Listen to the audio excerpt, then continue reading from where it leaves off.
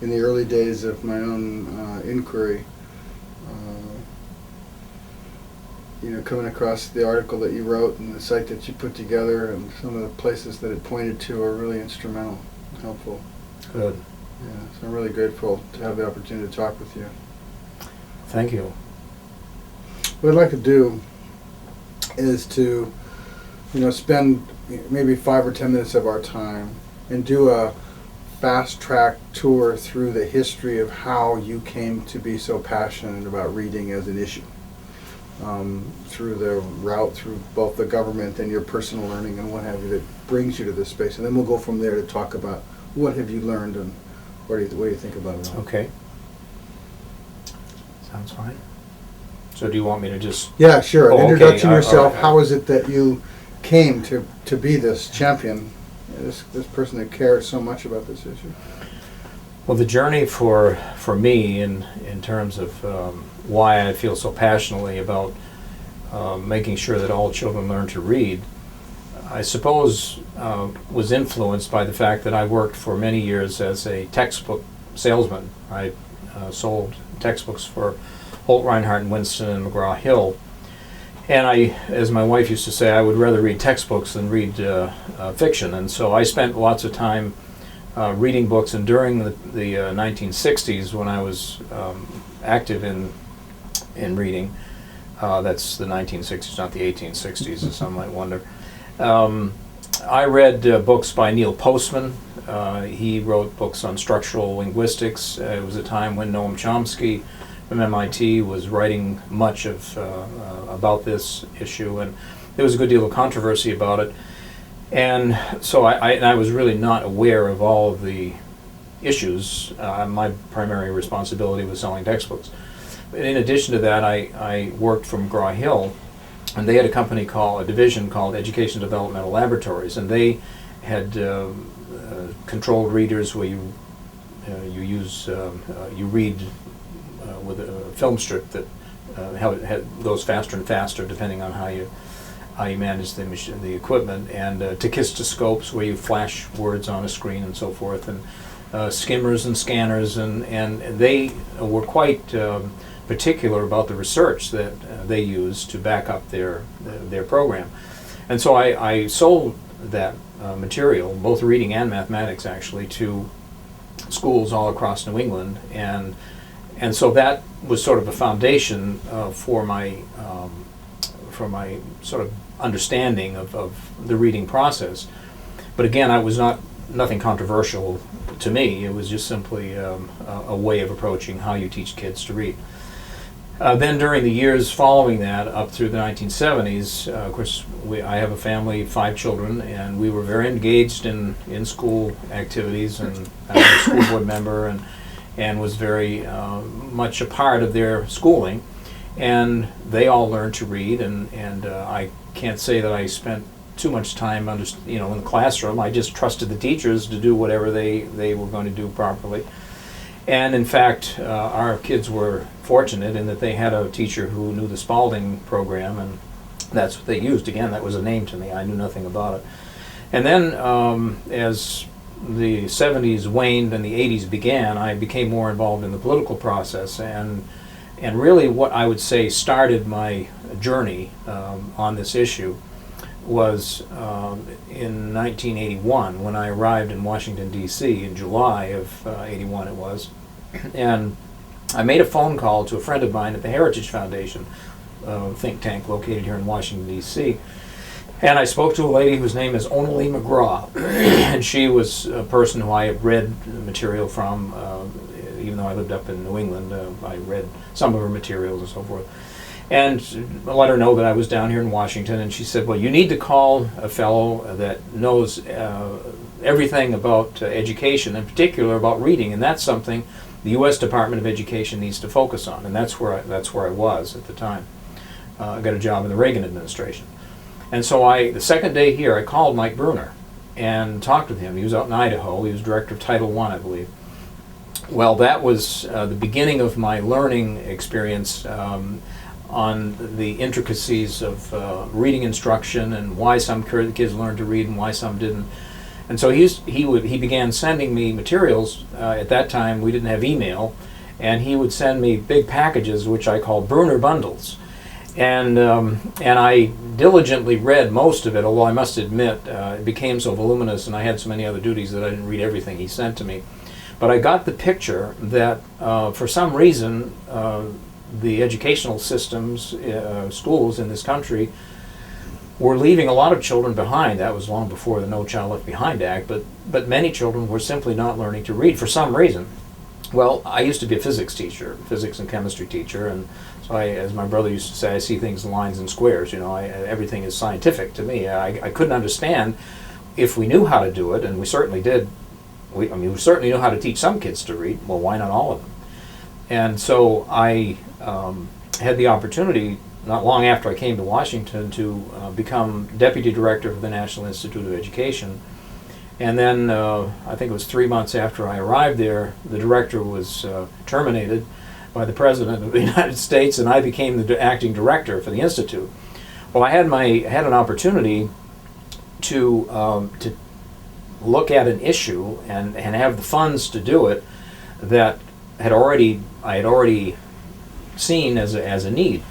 And so I had hired Mike Bruner, actually. I brought him back from Idaho to work with me. And I said, well, Mike, here we are at the National Institute of Education. It's the research institute for the federal government. There is a question that needs to be answered, and that is, why is it that some kids are still not learning to read? With all the resources we have in this country, certainly, that's a question that needs to be answered. Why don't we conduct a study? Why don't we do a sort of a summary of all the research that we know of and commission that to be done and find out exactly what the answers are? And once we publish that, why, certainly the nation will turn quickly and change their practices, and we'll have everybody learning to read within a matter of months. But what we did is develop a scope of work. We developed a plan, the questions that needed to be asked. We found an organization, a Center for the Study of Reading out in Illinois with then Dick Anderson. I think he's retired now, but he was one of the recipients of some of the funds that we had. And so we commissioned Dick Anderson to conduct this study, which was published after I left the National Institute of Education. It was published in 1985, released by former Secretary of Education Bill Bennett. And is called Becoming a Nation of Readers. And that was a summary of the research as best it could be done in a fairly short period of time. And it pointed out, one of the key principles that it pointed out in there was that there needed to be, that every program, every reading program, commercial or otherwise, that a teacher used, needed a well-developed phonetic approach to the language, primarily because it is a language that has a code. That is, the alphabetic system we have is you have sounds and letters connected, and kids need to learn that if they're going to learn to read fluently and efficiently. And so, although there were other aspects to the report, and I would say came out a little more from my standpoint and my standpoint as well, perhaps not as focused as we would like to have had it, but nevertheless, it did create sort of the beginning of the research journey that I ultimately took on. And one of the signal moments of my time here in Washington was when I had a phone call, and by that time I had moved over to the White House, working in the policy staff with President Reagan, domestic policy, and I had a phone call, and my secretary said, "Bob, you have a phone call, and the gentleman's name is, I think it's Flesh." And I said, "You mean Rudolph Flesh?" And she said, "Yeah, that's it, Rudolph Flesh." Well, he called me after he had seen this report, and he said, "This is probably one of the most important documents that the Department of Education has ever published, because for once it confirms what I have known for many years." As you may know, he wrote the book Why Johnny Can't Read, that is still being published today, by the way, by I've forgotten the publishing company, HarperCollins, I believe. Anyway, he was just very, very supportive of that report, Not too long after that, he passed away. But that brings me up to sort of the beginning stages of my involvement here in Washington, D.C. And although I did expect that there would be more positive response from the education community to this report, which I thought was really quite good, that turned out not to be the case, and or at least not as much as I had had hoped.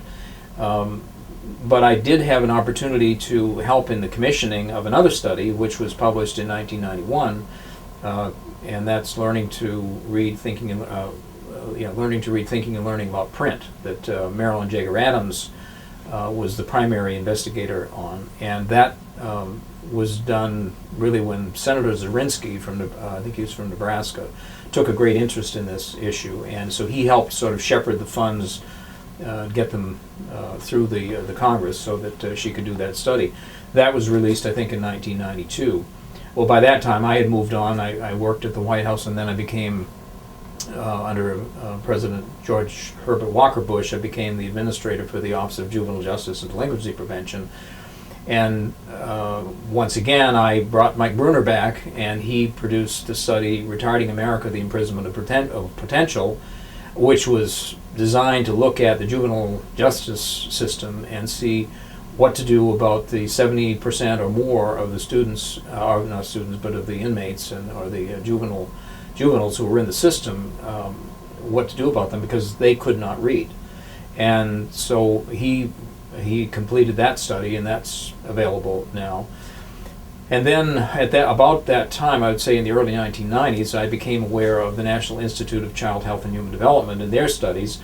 And although I didn't know Reed Lyon well, I became acquainted with him and his work and the continuing studies that he was doing, and became convinced that the only answer to the reading problem in America was to apply the principles of science to a skill like reading, and find out how it can be best delivered through our educational system to make sure that all children learn to read, and all adults learn to read, for that matter.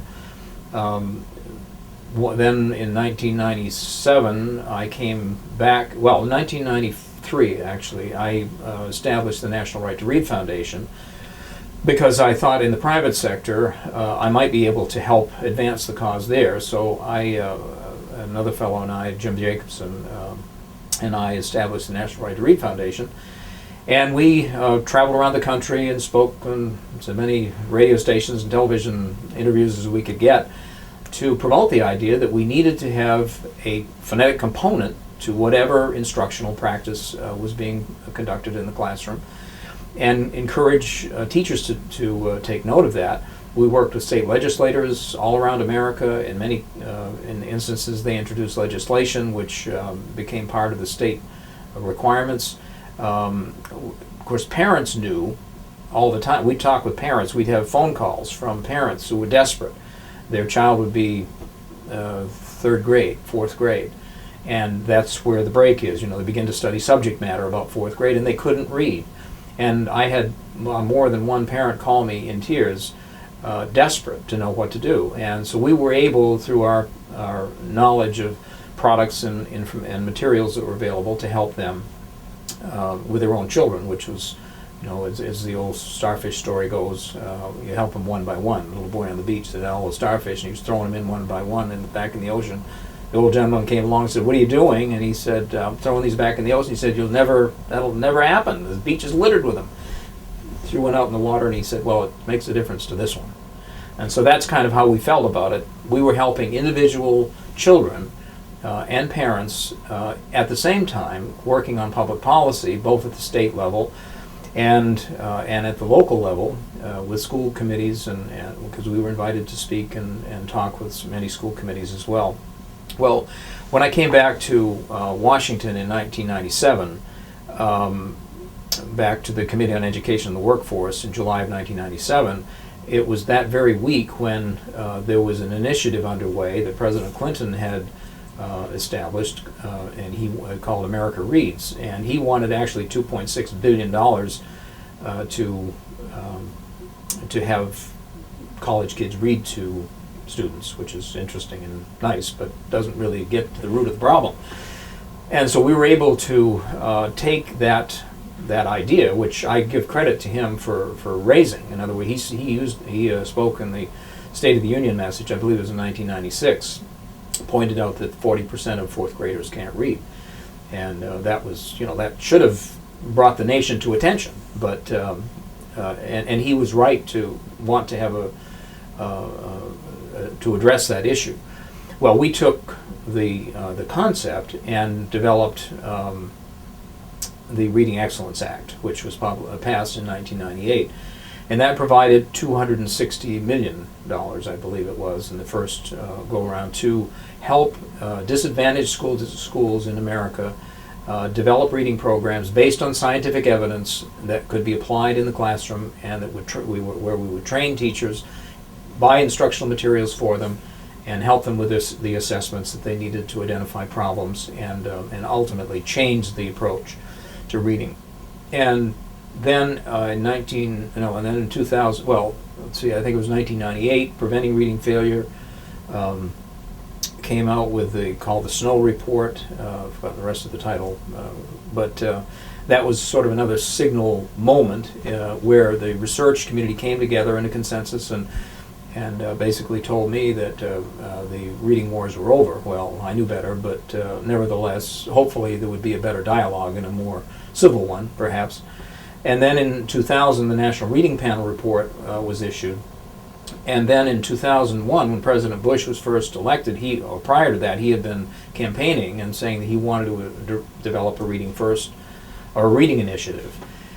And I had the opportunity to take the elements of his proposal, his campaign proposal, in December of 2000, I believe, before he even took office, and begin working on what now is Reading First, where $1 billion a year is being provided for all 50 states. It's $1.1 billion now, I think, to help them apply scientifically based research in classroom reading instruction.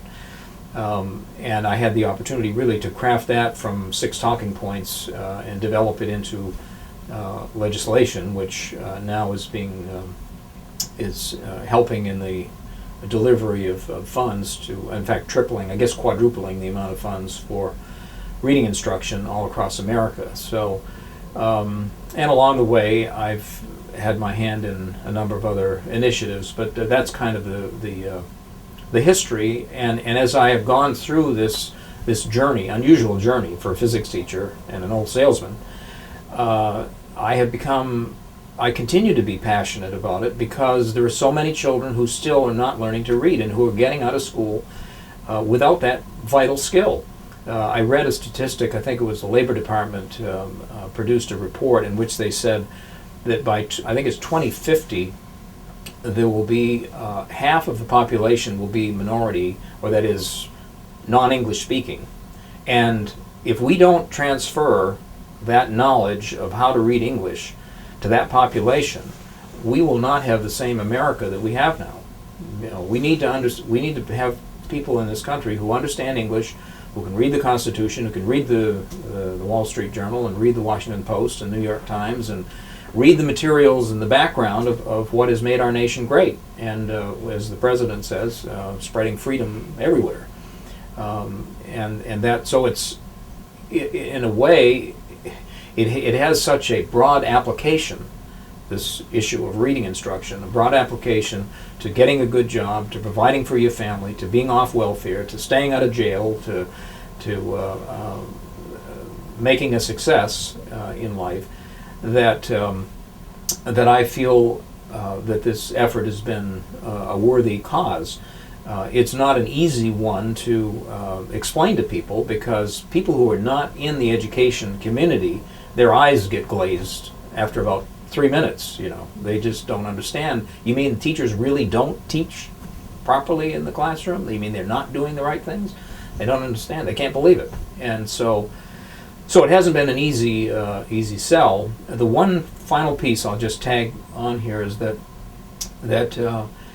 in the Reading Excellence Act, another significant component or step was taken in this effort to get America literate, and that is the definition of scientifically based research.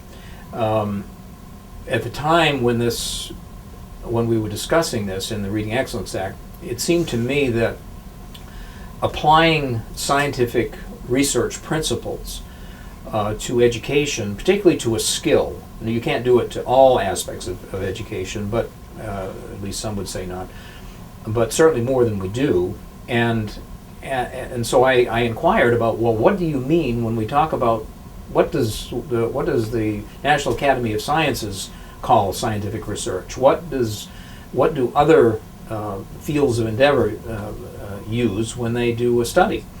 And as a result of that inquiry, and in talking with many scholars all around the country, and because I was here on the committee, I had the opportunity to reach out to people who were helpful. We came up with a definition of scientifically based research, and it became part of the law. Well, interestingly enough, what happens on the Hill here with staff people is once you have a definition that's been approved by a bipartisan group of members of Congress, Senate and House, signed by the President, that's not a controversial issue, or at least shouldn't be, in terms of getting it in legislation down the road.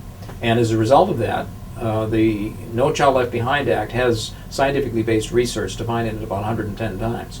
It applies to everything in that law, and some of that is probably overdone in terms of its application, but nevertheless the principle of applying evidence to practices in education is a vital one. And in my case, I've been applying that to the issue of reading, but it applies equally to math, and it applies to many other areas of study where people come up with ideas and concepts which they test out on the kids in the classroom that have no validity and ultimately are proven to be, in some cases, harmful to kids because we don't have the evidence to back up the claims that are made. And so that's just another component of the activity that I've been involved with. It sort of goes hand in hand with applying classroom instructional practices that are based on evidence and based on science. Wow. Yeah, you have certainly been in the central thread of the history of all this unfolding in the past 25 years, huh? I really have, and it's not something as I look back on it, I think, why would I even care about this issue? My kids can read, my grandkids can read. I have 18 of them now, by the way. And but I have been in classroom after classroom. I've talked to parent after parent after parent, teacher after teacher, who they are almost desperate to know what to do to help the children who don't make it and are not learning the skill, not grasping it. And so I continue to just be motivated, but also thankful for the journey and thankful for where we are at this particular point in history. I mean, I really believe we've turned a corner. I wrote an article, I think it's called Sea Change, will it really happen or not?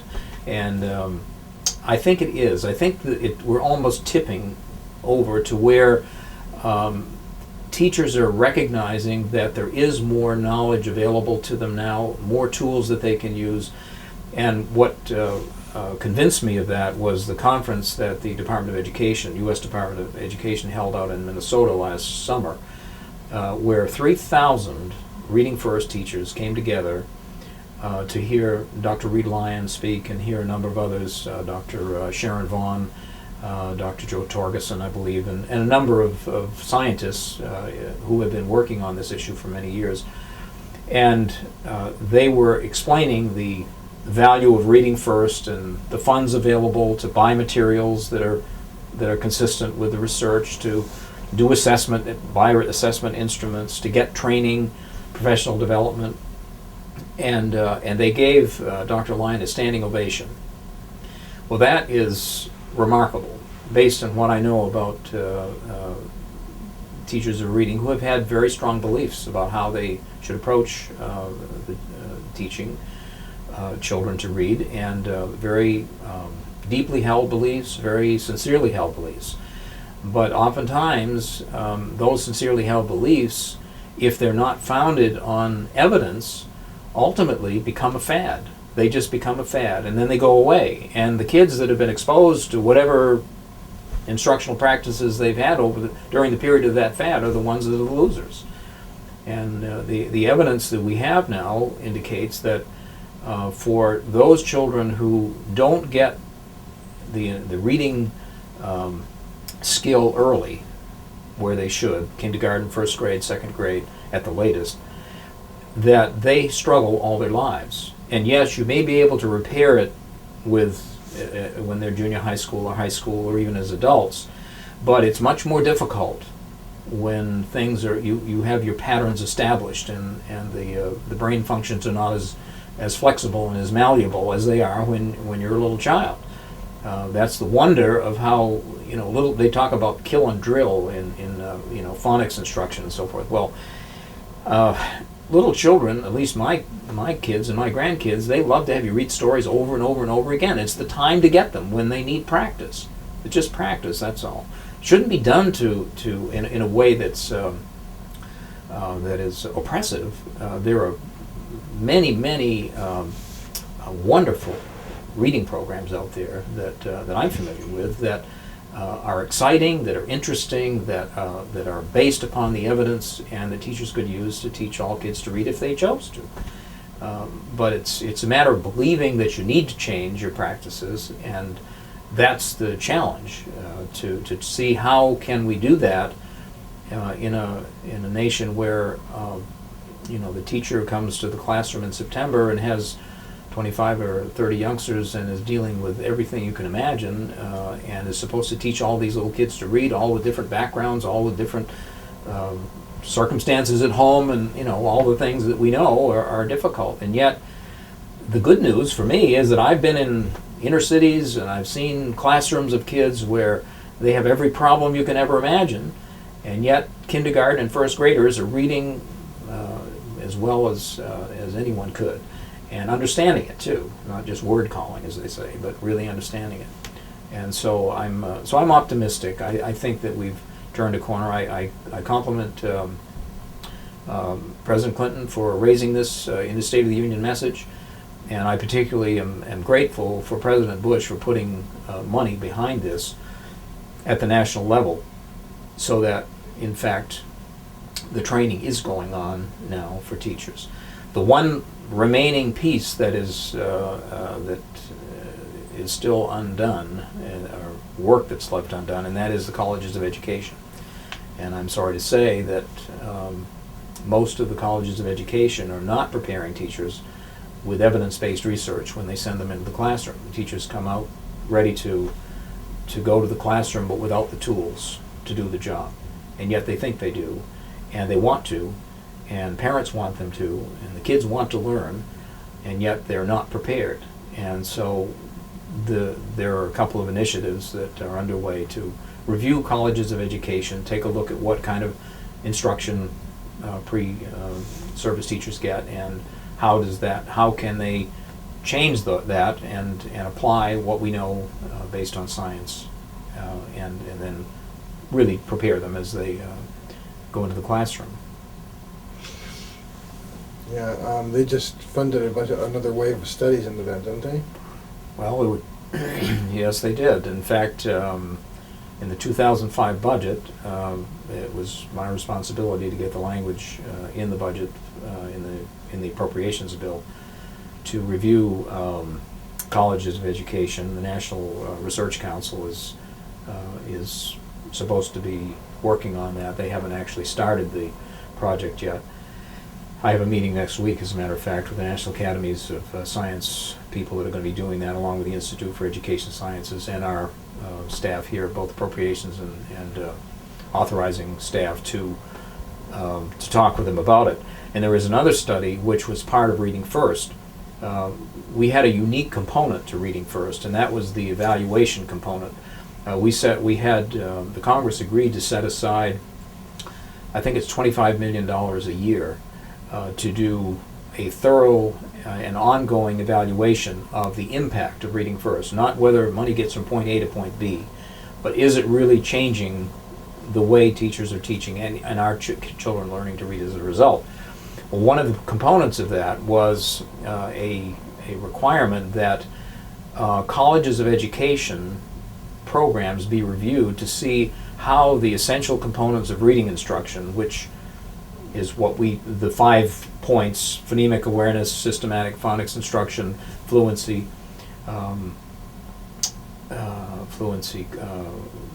vocabulary development, and comprehension, how those 5 elements that research has proven that we need in a comprehensive reading program, which is really what we ought to be talking about, are they being provided to teachers prior to their entry into the classroom in the pre-service programs that they have.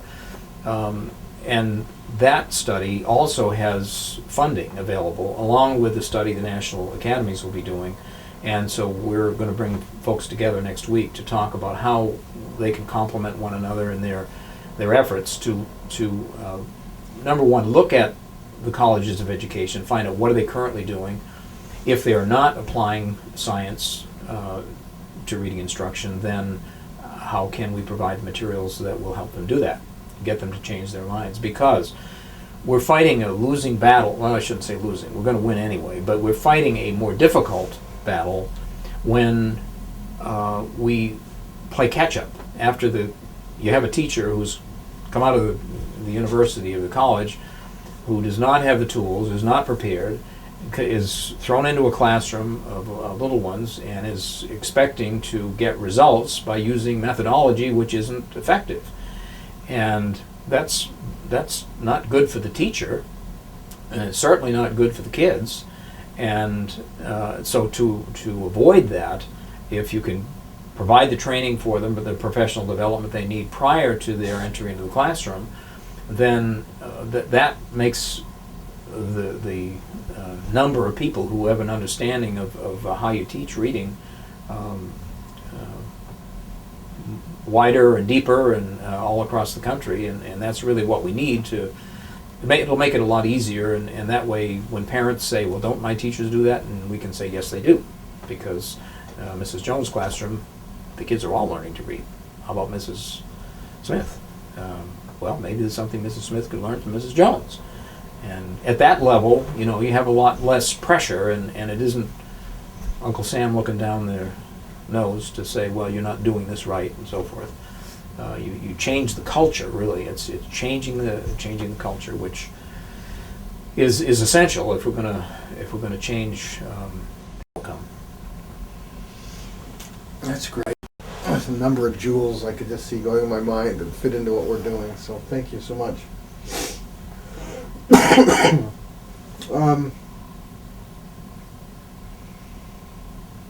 We know that relative to how well children take off in learning to read, that the vocabulary and oral language proficiency that they have as they come to school places them on a curve somewhere between being insufficient in terms of the kind of phonemic distinctions in sound, and also the vocabulary to be recognized as they take off in the reading process. We also know that some kids come with sufficient, language exposure and language interaction, so that they don't have that level of problem that they're taking when they bump their head into the reading issue. It's a subsequent stage of complexity, like the artificial confusion. I mean, the code creates a form of confusion which is artificial to our brain. It's never before been experienced. And so depending upon their language proficiencies and strengths, when they bump into that confusion, it's easier or more difficult to get through that confusion before they shame out, before they frustrate out and fall out of it. There's this complex relationship between oral language. I mean, after all, reading is an overlay to a deeper general language. The code in particular which is a man-made artificial technological thing, and then how the child feels about, not feels about in this good, isn't that bad, but kind of like we were talking about before, this high frequency movement of affect, which is what's directing cognition, and all of these things are in this dance that's going on. The oral language environment has been developing for 4 or 5 years at home. And when we try to deal with it in education in kindergarten, first grade, we're trying to make up for this difference in children that are coming in with such variation in oral language exposure. Is there anywhere in the research work that you've done that kind of breaks these things down into these different levels? Into, for example, how much of our kindergarten and first grade reading difficulties are connected to language proficiency, general language proficiency in the children on entry to school? You've asked a big question, David, and I don't profess to know all the answers to it. I'll give you some thoughts about it. Good. Because I have thought about it, and I have read about it, and I have done some study, I guess you'd say, because I recognize that is an issue that is often discussed. There are certain givens that you have in today's schools. Some children are going to come from areas like, I think it was Susan Newman who did a study up in Philadelphia and found that there weren't any bookstores even close to some of the neighborhoods where the schools were. The parents had virtually no books at home. Yes, the kids had an oral language, but it was, I would call it stunted oral language. They didn't have the wealth or the Micros? I'm sorry. That's all right. Just stop when that's happening. Yeah, the movement's causing a real abrasion on the microphone. I could hear all this. Sorry, I'll stop moving. No. Sorry. No. I can stop. I think I If you need to move, I'll move the microphone. No, that's all right. I have my hand on the cord, I think. Oh, okay. Let me just let me start again there. I'll start back to the Philadelphia issue. Okay. If you take a classroom of students in an inner city or in an area where you have their parents are perhaps not affluent, where they don't have a good education themselves, many of them come from minority communities where their first language is not English, a teacher has a major challenge when these kids come to kindergarten and first grade. But I just assume that these challenges are there. There are some things we can fix, some things we can't. Now, we've been trying since Great Society days back in the early 1960s to help all of these inner city or people who do not have incomes that are as high as others improve, and the government has tried to subsidize that and provide books. We have the Reading is Fundamental program where the books are being given to kids, and there are many philanthropic organizations where books are given and so forth. But you can't compensate for all of that. Here's the way I look at it, though. Both in practice and what research has demonstrated lead me to this conclusion. First, since reading is a skill, since it is a man-made, the alphabet is a man-made creation. It is not something we're born with. We are born with the ability to speak. We learn it at home, and when the baby begins to speak and then speaks to the parent or parents, over the years they develop a certain level of vocabulary. There were studies done back in the 1940s, I think Hannah was the author, I think, of some of these studies, indicated that kids come to school with a spoken vocabulary of about 15,000 words if you're coming from an average home where you have books, where you have parents who talk to you and who are conversant with English. Even students who come to school from deprived areas where they do not have that kind of exposure to books or to oral language by the parent have anywhere from 5,000 to 6,000 words in their spoken vocabulary. Now, you take most of the reading programs that are on the market or have been on the market since the 1930s, the basal programs they call them. The big publishers have programs where they have a textbook for each grade level. The general practice has been to teach kids in say preschool 60 words in preschool, 100 words in kindergarten, 400 words in first grade, 600 words in second grade. A maximum of maybe 1,500 to 2,000 words by the time they get out of third grade. That's what these programs generally are designed to teach. Well, you match that against the 6,000 spoken words that a youngster has in their spoken vocabulary, or even, let's even take it down lower than that. Let's say 3,000 words in a spoken vocabulary. I shouldn't be moving here, but I can't help it. 3,000 words in a spoken vocabulary, and you're teaching them maybe a maximum of 1,500 to 2,000 words that they memorize.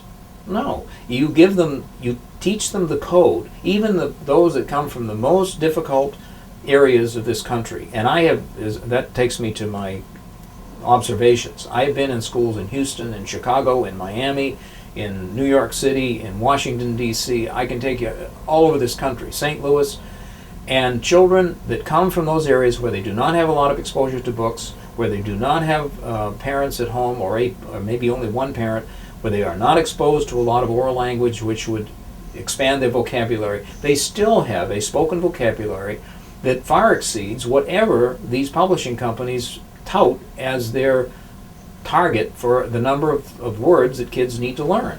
Well, in other words, if you take a child that is in first grade, has a spoken vocabulary of 3,000 or 4,000 words, you give them the code, then they should be able to read what they can talk about and understand. Yeah, I hear that, and that seems like that's an interesting and really different lens than I've explored this space with before. I mean, in a conversation with Marilyn Adams last week or the week after, she's really emphatic. The code, what somebody's reading should be 95% known. In other words, the words, they shouldn't be struggling to construct words. And one of the reasons for that is that if you haven't already experienced a word, so that you could recognize it if you heard it, right? If it occurred to your mind, then it's an added challenge because there is so much ambiguity in the code, right? In getting things to pronounce right in your mind or out loud when you read it, that unless you already, unless while you're starting this process up, unless you have a vocabulary that you can draw on as you're learning to read, that's keeping pace with what you're reading, then these things start to break apart. Well, that's why decodable text is an important component to teaching kids to read. Look, the way I see it, and I have great respect for Marilyn Adams, so I'm not challenging her, but I'm simply saying, though, from a logical standpoint, that if you teach the decoding skills, if you teach them the sound-symbol relationships of the 26 letters of the alphabet, the 44 sounds they make, and the 70 ways you spell them, you teach that to them. That's a skill they have. Then your challenge, the challenge of a teacher, is to expand the vocabulary so that they first practice their reading skills on words which are in their vocabulary or words that they can be taught and understand and have the definitions of. Well, that doesn't take too much effort if you're dealing with a first grader. I mean, it's not like you're giving them a physics book. You're giving them a book, or you're giving them reading materials which reinforce those words which they do know. Well, schooling is all about reading to learn. Once you've learned that skill, from that point on, those children who come from deprived areas and who don't have the exposure to oral language or written language do have a greater challenge. That is a fact, and I don't know how to change that. In other words, I don't see that as, to me, that's not, I mean, it's an interesting part of the discussion, and it's an important one, but nevertheless,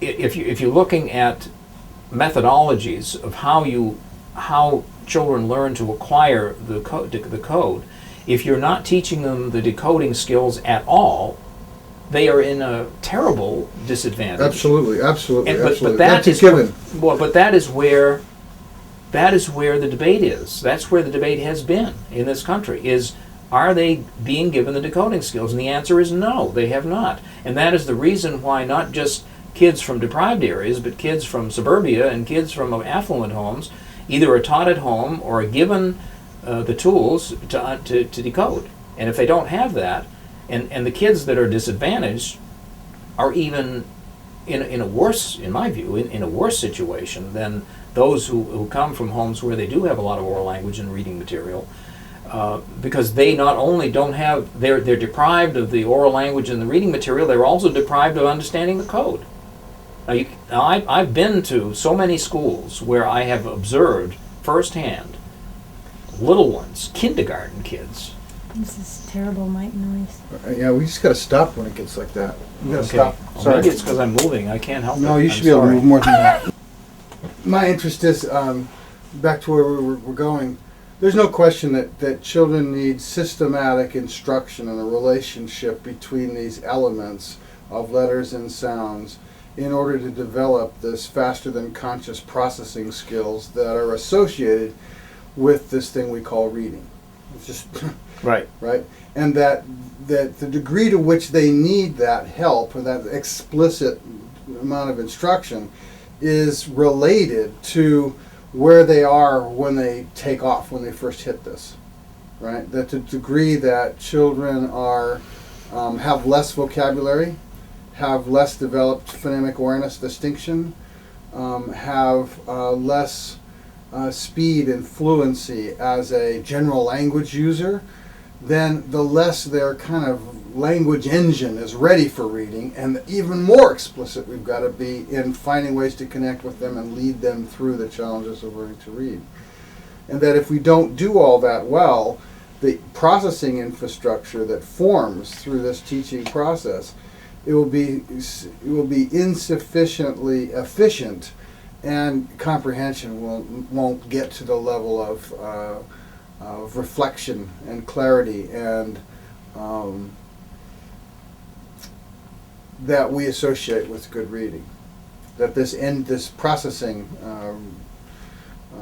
infrastructure that I'm describing has to form with a certain kind of ecology or efficiency, or comprehension just doesn't work to the same dimension. So there's all of this critical pieces. I would say that those are interesting. That is an interesting theory and an interesting approach. I'm not sure it's validated by science, though, because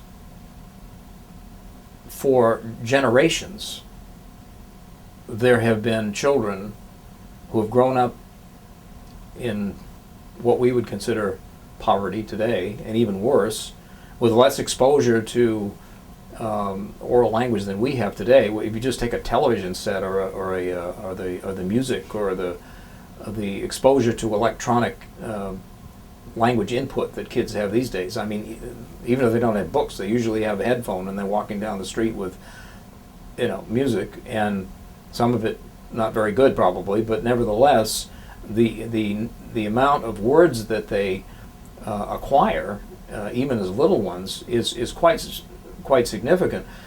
I'm not minimizing the additional challenge that youngsters have who do not have the kind of what do I say? I don't minimize the importance of having oral language and written material and being read to and all that. I don't minimize that, and I think that it's critical if we're going to do the whole job. But I guess I'm looking at it from the standpoint of, if I am a teacher, first grade teacher, I am given X number of children who are going to come from the kind of background that you've described. In other words, they're not going to have this kind of support system that they should have. What am I going to do about it? Well, I can try to work to get more books to them. I can try to do a number of things like that, all of which are good. I'm all in support of that. But nevertheless, when I go to inner city Houston schools, or I go to inner city Chicago schools, and I see children who come from those very environments reading and understanding and excited about it, that tells me that there is something that's working in that teacher's classroom. And my experience has been that the decoding skills that they are being given are the key to their ultimate success in expanding the vocabulary and ultimately becoming fluent and comprehending much wider variety of information than they would have otherwise. And so I don't see an alternative. In other words, what do we do? I think the approach, let me put it this way, I think the approach today with many is that, well, we try to assess kids when they come to school and determine how much of the decoding skills do they really need, and do we have to burden them with that, or can we just... How much decoding skills they need, or how much many instruction do we need to get up their decoding skills? Well, okay. How much instruction is... Well, no, but what I said, I think, is what I meant to say, and that is that if you take the 26 letters, the 44 sounds, and the 70 ways you spell them, there are those that would argue, and I would be among them, who would say that all children, regardless of their background, will benefit from a thorough instructional program that includes as many of those elements as you possibly can in the course of a year's instruction or 6 months instruction.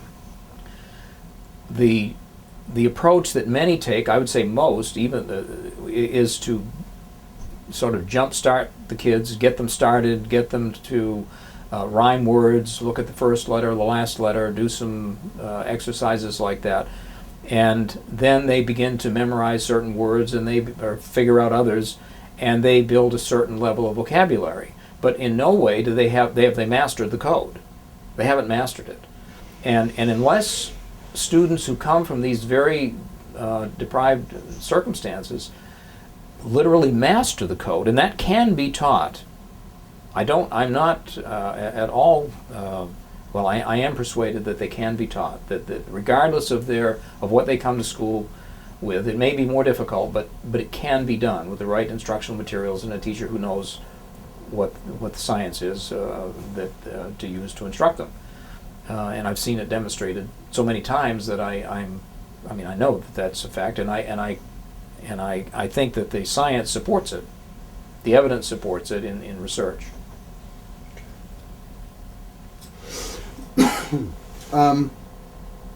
Pursue it further if I'm. No. I'm appreciating what this is enabling for us in our conversation, and I find that I'm not differing with you in the ways that you think. I don't think. I mean, I am trying to call some distinctions out here. Yeah, that's good.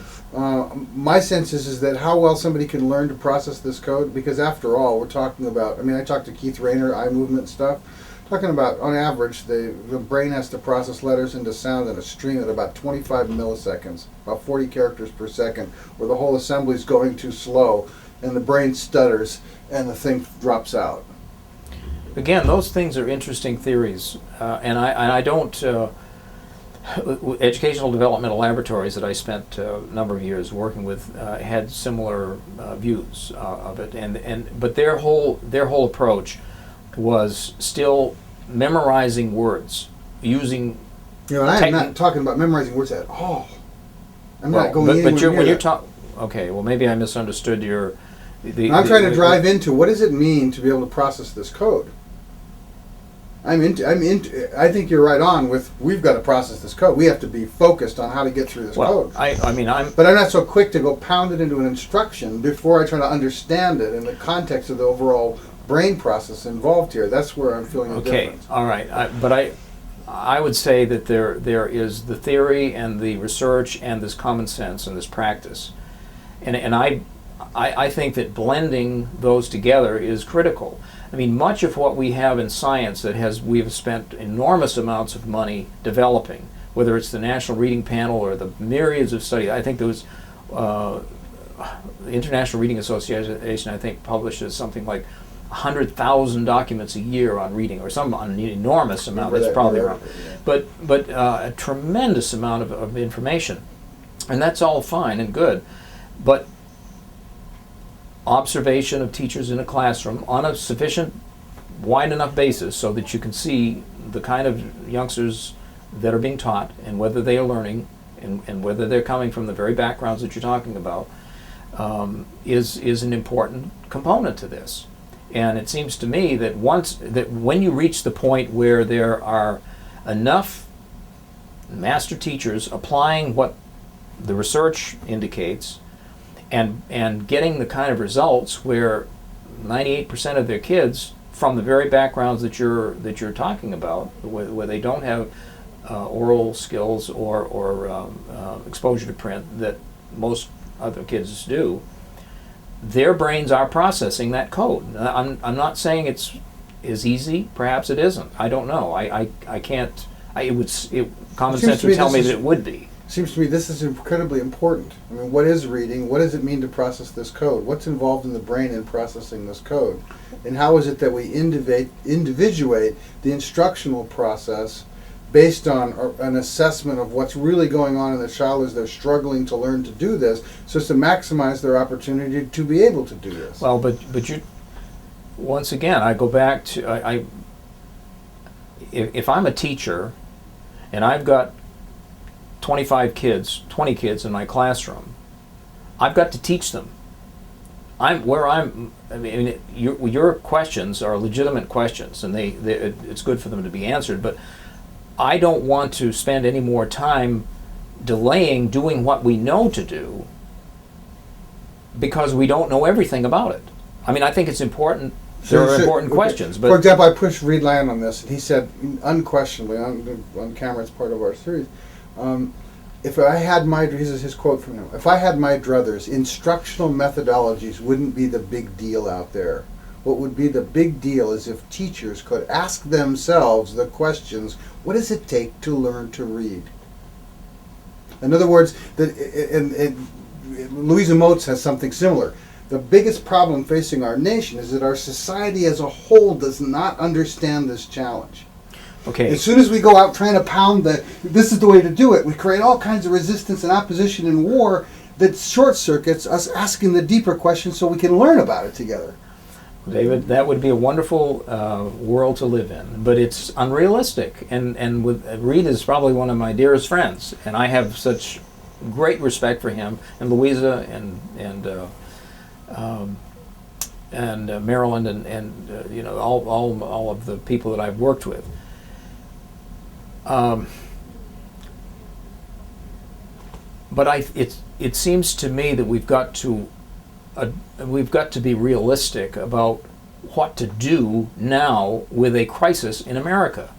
If you have 40% of the kids who are not reading at 4th grade, we need to do something about it, and we have the tools to do something about it for the most of them. Reed himself says that of the 3 million kids in special ed who are placed there specifically because they haven't learned to read, haven't been taught to read, 95% of them could be taught to read if given the appropriate instruction. I helped get $5 million for Louisa Moats to continue her study here in D.C., where she was working with exactly this group of kids, and they learned to read. They came with the same brain content and processes and background that lots of others do all around the country. And yet she was able, by applying the research that she knows probably better than most anyone, to bring those kids to a point where they were reading at grade level. Are they going to be doctors? I don't know. Some of them will, because they've been given that tool. Now you're going to a deeper question, which is an interesting question, and it's not one that I'm at all cavalier about. But my motivation and the reason why I've taken this on, and perhaps it's because I'm used to be a physics teacher, so I see things in lines and squares. I mean, I see that. Okay, you can have a theory out there, and you can have questions that you can ask, and you ask them forever. That's what science does. There's always more questions to be asked and answered, and I'm all for that. But right now, we have a task, we have a job to do, and children of the code, you bet, they need the code, and they need to have it taught explicitly and directly and in an interesting and fun way, because all of them will benefit from that kind of instruction, and even those who are less are exposed to less oral language and written language will do better. And their brains can be trained, particularly when they're little ones, to overcome much of what the deficit is by the time they get out of first grade. That's my view, and that's my experience, and I believe it to be true. And so I'm ready for action. I think we Remember can... the physicist Lord Kelvin? This is, Yeah. Are we going to be able to go more? Or? Yeah, let's switch. Okay. Let's switch. Do we have one tape in here? Yes. Good. Los Angeles and Washington D.C. from a satellite, you know. Well, maybe, but I would say though that it's more than we've been able to do up to now, and certainly, well, Sure. but I mean, I don't think it's insignificant that these kinds. I mean, you just don't think the brain imaging studies? No, I don't think it's come to a point where it can say anything really conclusive about the fundamental processes involved in reading. Because on the one hand, we realize that the assembly rate of what's assembling this experience that we call reading is happening at a rate of variation, processing variation, that's faster than those scanners can track. So it can see gross patterns, but it can't see the patterns at the timing rate. It's like if the critical thing in the reading is the exchange of Federal Express packages on airplanes between Washington, D.C. and Los Angeles, getting a sense of how bright Washington, D.C. is versus Los Angeles won't tell you what's going on the airplanes that are exchanging the messages. Well, I don't want to get in over my head more than I should, but I don't think that's what what her studies show. I think it just simply is a recognition of an area of the brain which is stimulated and which improves with vocabulary, increasing vocabulary and increasing ability to decode. Really, those areas are increased by certain methodologies and techniques more than others. And so, I mean, below that, I'm sure there are probably lots of questions on how fast those things go and whether it's Federal Express or U.S. Postal Service. But I mean, those, even if we knew all that, let's suppose that we instantly knew all the answers to those questions. The question I have is, what does it do for the teacher in the classroom 20 years from now even? What does it do for them? I mean, we are human after all. So the question, another way to formulate this question is, what's the role of the reading teacher? Is it a robotic extension of a protocol that's driven by a machine, the machinery of our collective knowledge? Is it a protocol-driven extension of that machine? Or is there some value in their first-person learning about what's going on in that child and applying what's known about learning to read to unfold in an optimal way for that child? I don't see. I'm the whole issue of individualized instruction, which has been the norm now for the last 40 years, as opposed to a classroom of kids where you give everyone the same thing.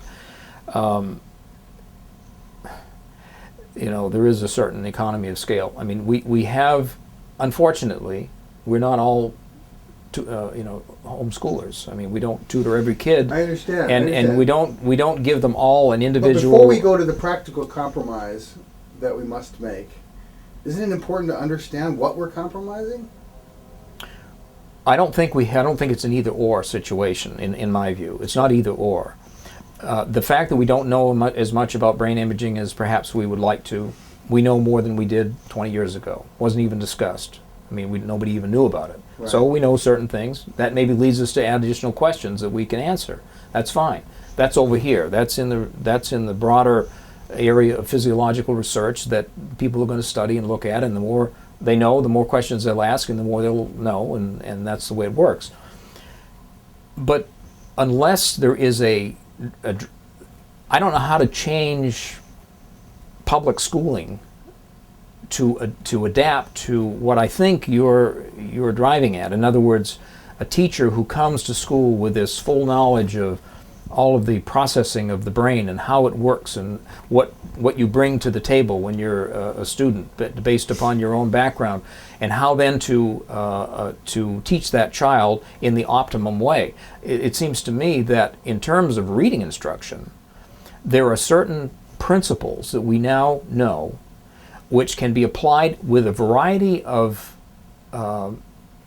materials, techniques, creativity on the part of the teacher, the components of this comprehensive approach to reading instruction are necessary, as Dr. Lyon would say. And for some children, they will grasp it more quickly than others, based upon the very things that we've been talking about here. And that is a given as well. And hopefully, as time goes on and years go by, we'll be able to address all of the problems, as many as we can, that affect that child's ability to learn.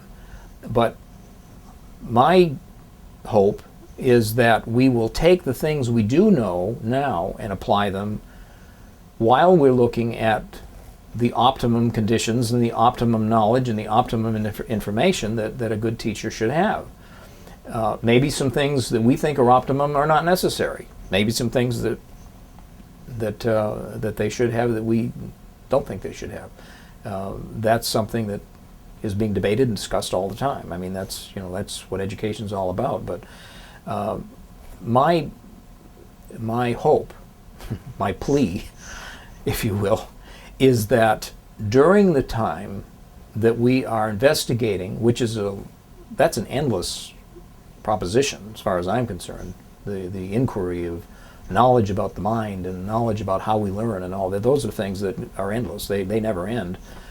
But that we don't lose the application in the classroom with a teacher of those instructional elements which will help the broadest number of youngsters, regardless of what their background is, to acquire that vital skill of reading, so that 20 years from now, when the skill level is going to be up to where you've got to have a college degree to do certain things that now we can either have a high schooler do or whatever, that we will that kids won't be left behind. We won't have half the population that doesn't even get the basic skills that they could be given if the appropriate methodology was used based upon the science we know at this point.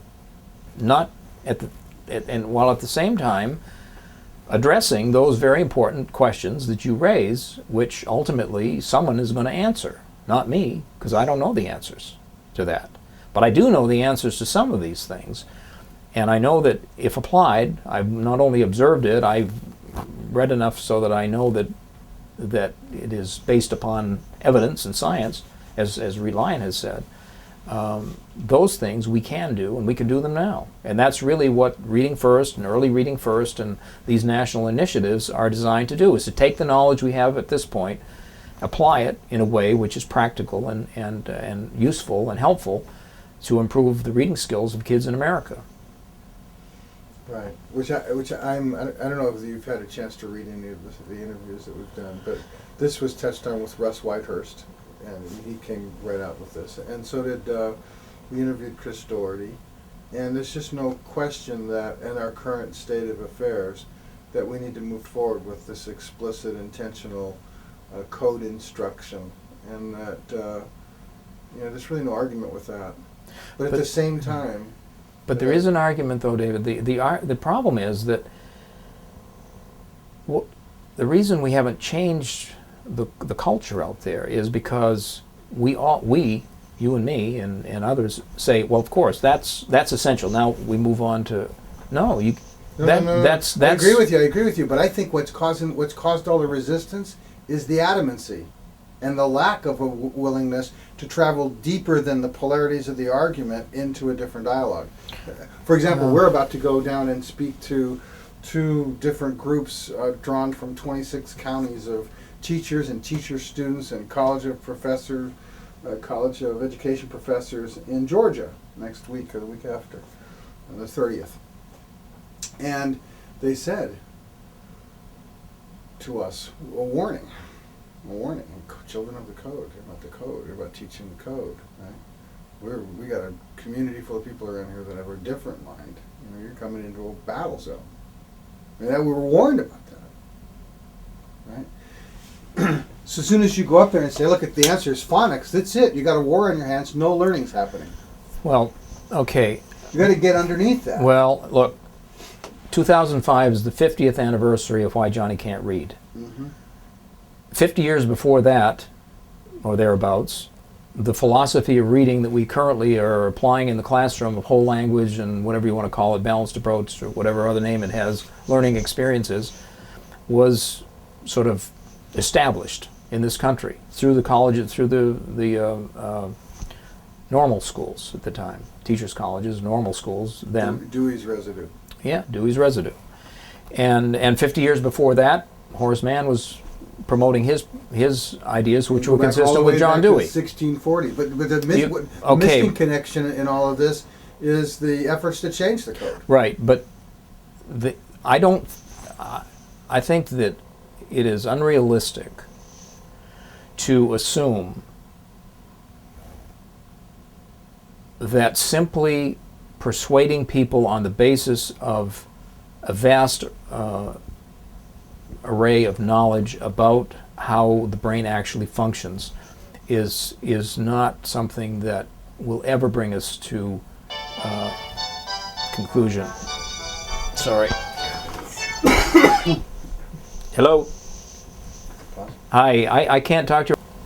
No problem. Shut this thing off. I want to make sure we give you some closing time. See, you and I are in agreement on most of everything here. The difference, if there is a difference, is the degree to which I avoid being too explicitly a proponent of any particular methodology, and I'm trying to drive more people into the inquiry itself underneath. David, but that has been my experience for 20 years. The reason I feel as strongly as I do, I knew nothing about this issue. I mean, really I didn't before I came to Washington and before I had Bruner bundles. I know Reed hates the dichotomy. He doesn't like the battle issue. He wants to persuade. He talks about a comprehensive approach. Well, I wish that would work. I wish it would work. But while we are debating this, and while we are not focusing on this directly and telling the truth about it based upon the knowledge we now have, I mean, this is not my opinion that you need decoding skills and they need to be explicitly taught. This is now based upon a wealth of scientific inquiry that has been done over the past 50 years. I mean, at what point does this no longer become a debate? I mean, it isn't a debate. It's a matter of belief. But what are the steps to getting there, Bob? I agree with you. The steps to getting there are first of all, understanding that this is a technology, right? Understanding the complexity of the challenge of relating to this technology, such that the ideas that it can be imbibed or that it's natural are completely exploded. I'll tell you how I've addressed it. Yeah.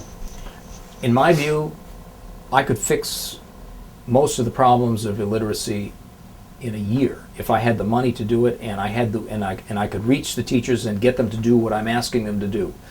I could give them the instruction, train them, and they could be turned around in a year. What you've just defined is that the real problem is a social education challenge. Well, okay, but let me just here's how I have come to grips with this. I don't go out on the stump and shove phonics down people's throats.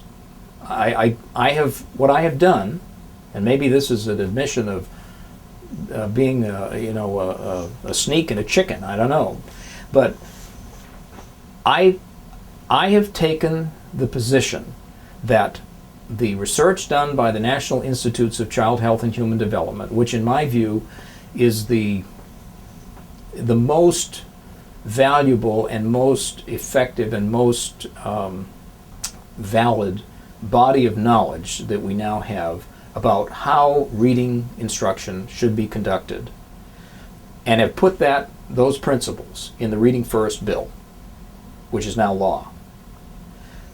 Now, there are those who will say, and who complain bitterly, like New York City and other places, that is the federal government telling us what to do.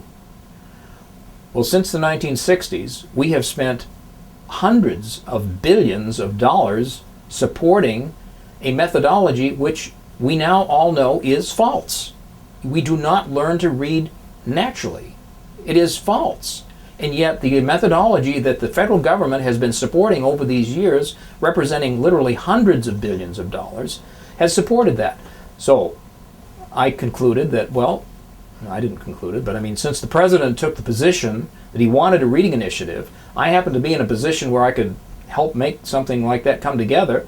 Reed Lyon was here, and helped with the knowledge of the research. We had these various reports, National Reading Panel reports, and we had an opportunity to put something in the national code, speaking of decoding, the law, which provides professional development, instructional materials, and diagnostic information to apply the knowledge we currently have available to us. That's got nothing to do with further investigation and cajoling people and convincing them based upon more evidence. I think that would be wonderful. If you can accomplish that, I will applaud you. I am based upon my experience, however, not persuaded that that will ever come to be, because you're trying to change. And I mean, I'd like to do the same thing. I have the soft sell too, believe it or not. I speak strongly here, but I mean, I plead with teachers, if there's a tool that you can use that will help little ones to read, how can you not use it? Really, how can you not use it? I mean, these things are demonstrated by other classroom teachers all across this country. There are pockets of teachers who, behind closed doors, are doing the job. Right. We've talked to so many people that have said, if only children would write the ABCs over and over and over again until they can write them all in less than 40 seconds, they'll never have problems reading them to teach them nothing else. And they swear by it. And they'll dump their box of research on you. Or there's other people that will say, you know what? If they just do these movement exercises to balance the hemispheres of their left and right hemispheres before they start the reading, they don't have reading problems. It works every time. And it goes on and on and on and on and on and on and on of people that have one tried and true system after another tried and true system, and there's a war between them all. If only you'd listen to me, if only you'd listen to me. And that's why the Reading First Act, in my humble opinion, is so critical. Because what we have put in that bill, in that law, are principles. It's not saying Mrs. Jones or Pearson Publishing's programs, or Harcourt Brace, or McGraw-Hill, or Houghton Mifflin, or you name it, or Mrs. Smith with her program that's the best thing, or Engelman, or whoever. But the programs must match the principles of research. It's up to the responsibility is on those people who have a program to say, here's how we teach phonemic awareness. Here's how we teach explicit systematic phonics. Here's how we teach vocabulary development. Here's how we teach fluency, and here's how they comprehend it all. It's their responsibility to do that. And as I say, I feel like we've opened the door without saying you've got to use Engelman's program, or you've got to use Open Court, or you've got to use Sing, Spell, Read, and Write, or you've got to use Spalding, or you've got to use any other number of programs that I've come across where I recognize fully that the author thinks that they're the solution to the, McGinnis, I think, is a lady down in Florida. She thinks she invented it. Well, I mean, okay, but I don't argue with it. But I mean, if the principles, if the principles of research that we now know are matched against the product or the program, or however you want to define it, and they include those elements, and that's something that can be measured. I mean, we can look at these various programs and say, you don't have anything in there on vocabulary development, or you don't have anything, or you got too much on phonics, or you got nothing on comprehension, or whatever. You can measure that, and then you can adjust your program, and that's the hope, and seems to be the case, that the publishing industry is beginning to get the message that there are things they can do to adjust their programs that they sell to schools. And there are 27 states that are state adoption states, where they adopt books wholesale for the whole state. I mean, that's the practical reality. These publishing companies, 4 of them, that control 75% of the market, they've been publishing books that reflect the old methodology, the one that says you learn to read naturally. Well, what are teachers going to do? They're going to use whatever the superintendent tells them to do, or the school board tells them to do. So no, I think that the incentive structure in the Reading First legislation to get the right balance of incentives and pressure is really ingenious. I mean, I think it was really well done. Well, it was hopefully the carrot and the stick. They're both. With a small stick, but a big carrot with the money that's available. And again, and I've told this to the others in these interviews, if I step back and say, look, I'm going to play the role of the federal government. There's 50 million children in this country going through public education. some significant part of them are hitting the wall and their lives are crashing and flaming out because we didn't escort them through this challenge called learning to read. What are we going to do about it? We don't have time to wait for everybody to have a dialogue or for the scientists to nth degree it. What can we do right now to reduce the amount of casualties that are happening out of our ignorance and negligence in the system as a whole, and not make it wait until we can, convene a consensus?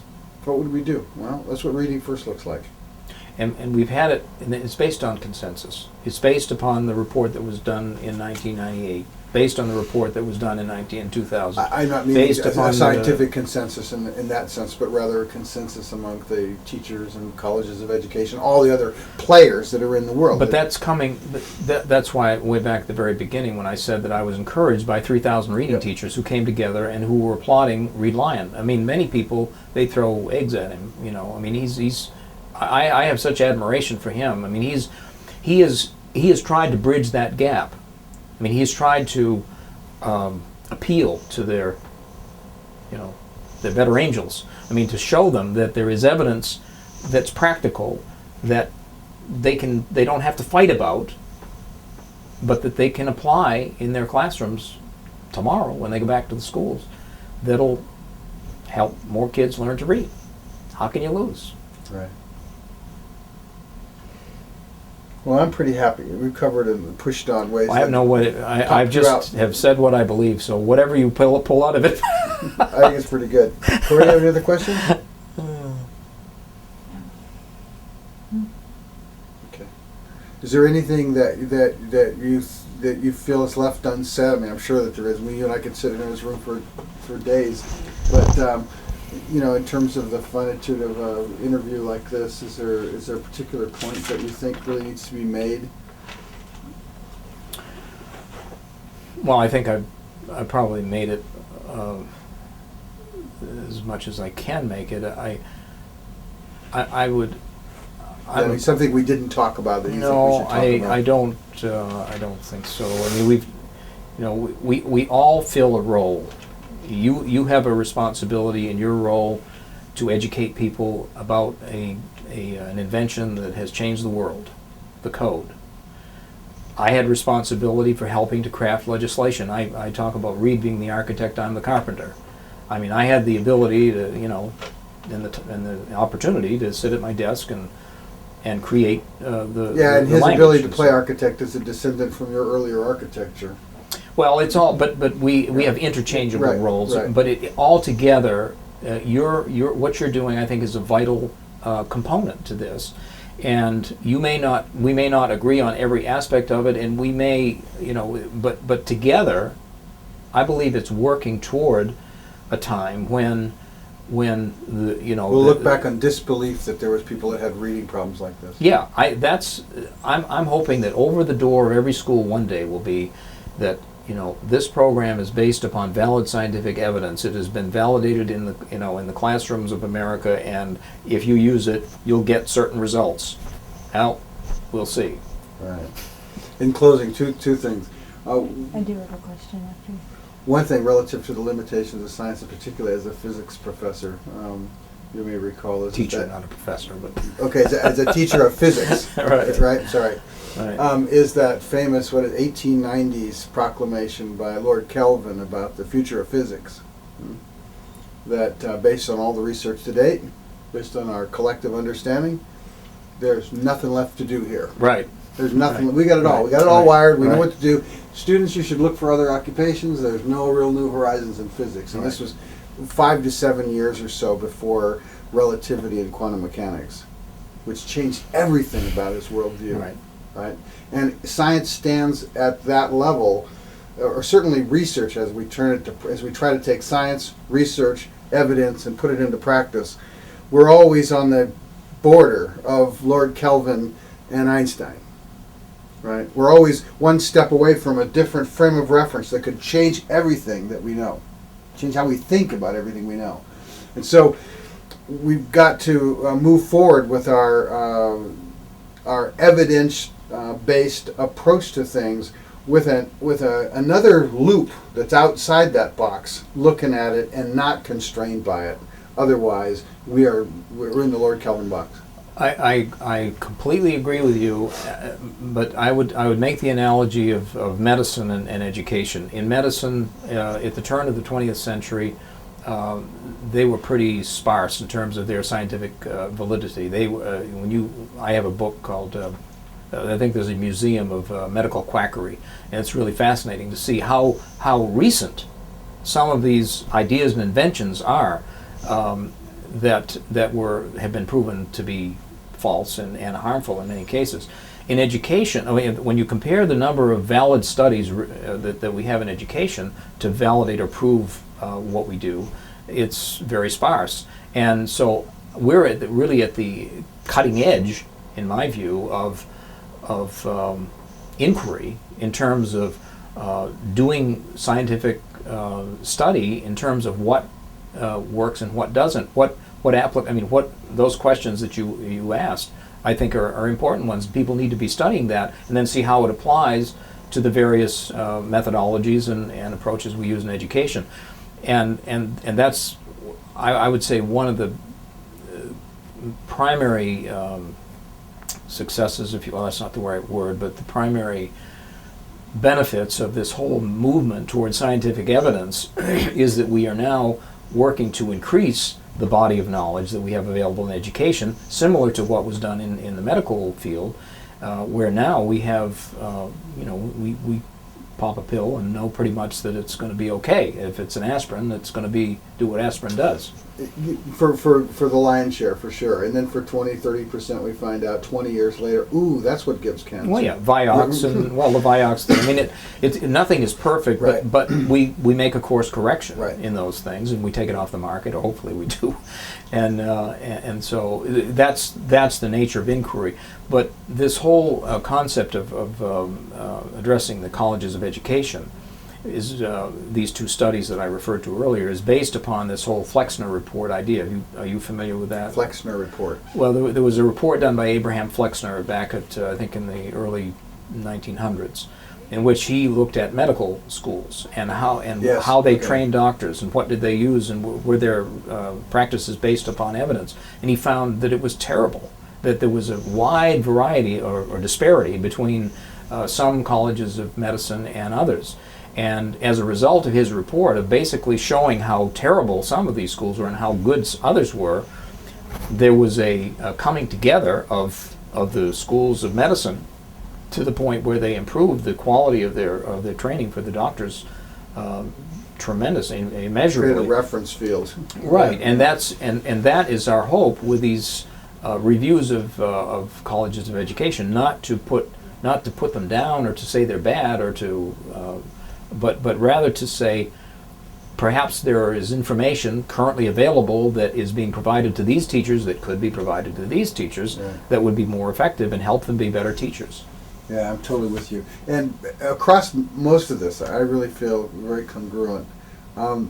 We're trying to drive up awareness about the dimension of this problem. I mean, this is the nation's greatest learning disability, right? I mean, we say this to people, and yeah, I mean, when you break it down, when you look at all the different things children are at risk for, this, all the different things that a child born today coming into this world is at risk for, the risk that children have of long-term life harm because they didn't learn to read well outweighs all the other things we keep track of. We need to frame this challenge differently so that our society gets the dimension of it, and so that our teachers realize, this isn't some hokey, happen by itself natural thing that the kids are wronged for if they don't do it. This is a lot more complicated than that. So we're going to make the complexity simple but comprehensible to anybody who really cares, so that they can participate in a way that reframes. I mean, this is an artificially confusing challenge to the brain, that the context that children are developing in makes them feel as if it's their fault for being confused. Which leads me to a question, if I could. I know they... Oh, for heaven's sakes. Hello? I'm still in the interview. I need to... How do I shut this dumb phone off? Take the battery. Okay, I'll call you back. Right. Oh, how do I do that? Push down the red button. There must be one. I know there isn't a red one on here, but maybe that'll do it. Anyway, It's okay. there it goes. It appears to me that we, in education, we approach all children as disabled. That we have turned the Orton, it used to be the Orton Dyslexia Society, now it's the International Orton Society, I think, with Samuel Orton. That's part of his book there, You Can Correct Reading Disorders, he wrote in 1929, which says a lot of what we have been paying multiple millions of dollars to say right now. The only way that many teachers have been able to apply some of the what I would consider research-based methods of teaching is to consider everybody disabled, and so you pull the kids out in special ed, or you pull them in Title I. Wasn't there, Fletcher just say everybody's Jack Fletcher. Yeah, everybody has dyslexia, just different degrees. Right. Well, Some it's is exactly easier to cure. Yeah. okay, but Jack's a good friend of mine too. We have our email exchanges, and sometimes not on the same page. My view is that we are all able, and that that there may be in the area of language deficits we've discussed. Whether it's lack of oral reading skills or exposure to books or whatever, but that the brain that we come to the table with is sufficient to learn the code and apply it, and that we should do whatever we can to make sure that happens. Then you have the resources to help those who are disadvantaged or disabled or have more to overcome, and spend your money in that area. But it's backwards now. We make the assumption, I think, that kids all come to school disabled. As Jack said, everybody's disabled. We all have dyslexia. It's just a matter of degree. Well, I think I think that's in my view, that's back in too. I would agree with you entirely. I think we're all capable of doing this. There's no question about it, and that the environments that we grow up in exercise the infrastructure Right. of our consciousness Right. and processing and brains in ways that are quite different, that change the level of challenge that the individual Right. experiences, and that the level of challenge that the individual experiences, as well as how they, in their growing up, how they've come to feel about themselves when they're Right, challenged, right. combine to either cause somebody to be able to get through this thing or shame out. And the wonderful thing about it is that with little children, particularly kindergarten and first grade children, the potential of reaching them is much greater than when they're in junior high school or high school. I know I take another story here, but when I was at the Juvenile Justice Office, I met with, I think there were 196 inmates in a juvenile detention center here in Washington, D.C. I would say all of them were African American. And I went there because I wanted to see what kind of educational approach they had for reading. And I was told by their instructor that 85 to 90% of them could not read at all. And so she brought several of them down to talk with me. They were more articulate than I am. They were terrific. I mean, they had the vocabulary, the knowledge. These were, obviously these are older kids, I think 18, 19 years old. Well, they'd been involved in drugs and I don't know what all, but in terms of, sitting down and having a chat like we are today, I mean, they were as articulate as anyone could ever be. And I thought to myself, well, now if they could just be given the code so they could unlock that vocabulary they already have in their heads and they can speak, well, that's why I say they missed it. They missed it. 80% of the kids getting out of the D.C. schools have never been exposed to it. They not only missed it, they were harmed by how they were exposed to it in course such a way that creates an aversion to the feeling of even getting close to it. Right. Again. There's no question That's what I'm about saying. it. That dimension is an incredibly important piece. And that's why Louisa Moats, with her work with the first graders here in D.C., for a 5-year program, was so important, and yet she couldn't even get through to the superintendent of instruction for the city of Washington to tell them about it. Yeah, it all vanished like a. Yep. Like You stick your hand in the oasis in pail the and desert. it's gone. Yeah. Yeah, it's like a mirage. And that's what's so sad, because, she had certainly, Louisa had a very, well, I would say, accommodating approach to the teachers, and there wasn't a battle for her. She was just instructing them, helping them, encouraging them, giving them information, and they were applying it and loved it and saw the results.